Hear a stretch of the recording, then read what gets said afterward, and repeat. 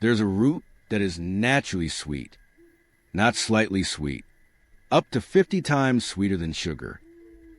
And yet, for thousands of years, it has not been used as candy. It has been used as medicine.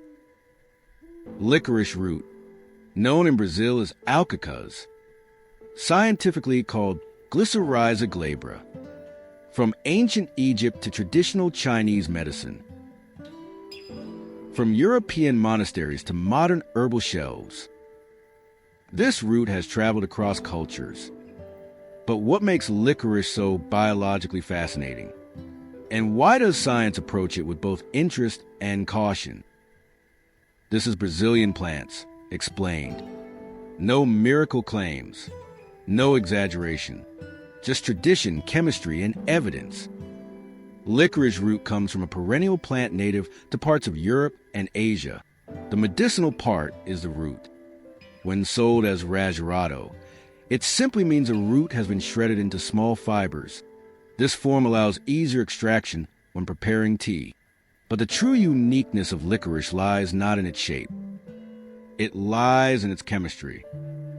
Licorice contains a compound called glycyrrhizin.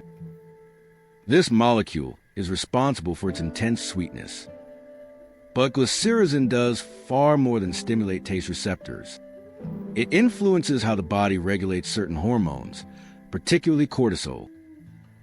Cortisol is often referred to as the stress hormone. Licorice, through glycyrrhizin, can slow the breakdown of cortisol in the body.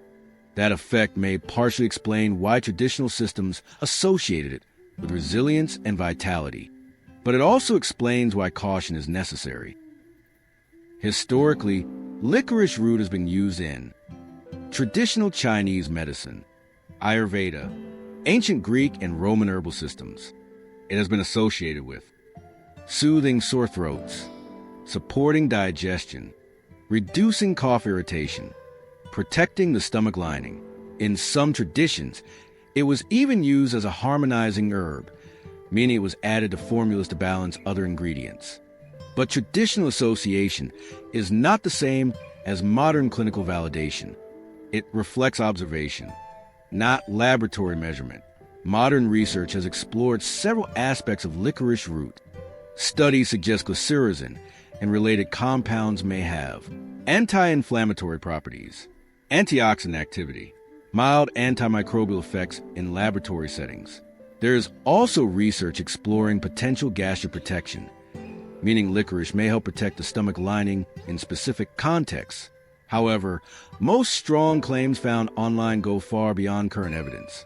And this is where nuance matters. Licorice root is sometimes marketed as a natural anti-inflammatory powerhouse. But the actual scientific picture is more complex. Yes, certain compounds show anti-inflammatory behavior in vitro.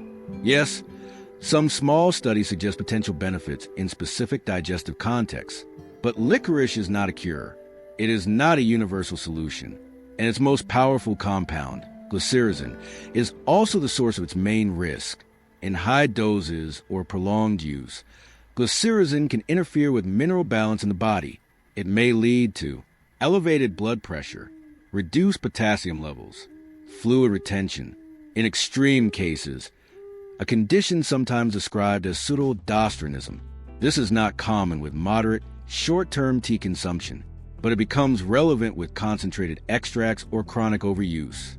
And that is why licorice is one of the few herbs where dosage truly matters.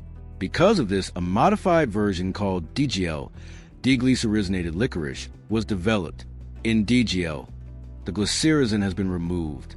This reduces the risk of blood pressure effects while maintaining other plant compounds.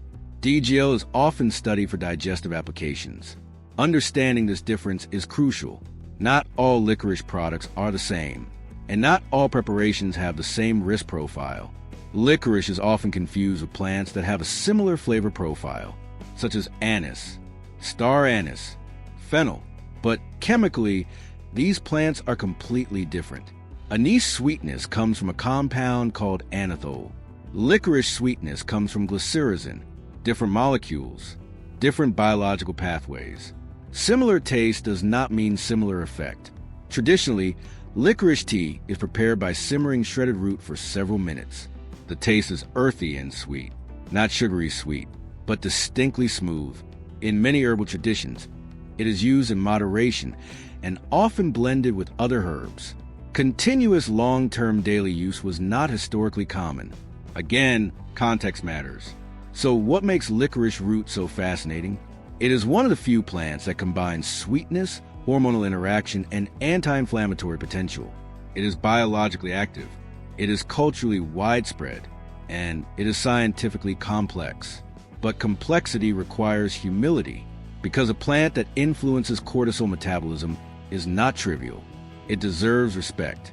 Licorice root reminds us that natural does not mean mild, it does not mean harmless, and it does not mean unlimited. It means biochemical interaction.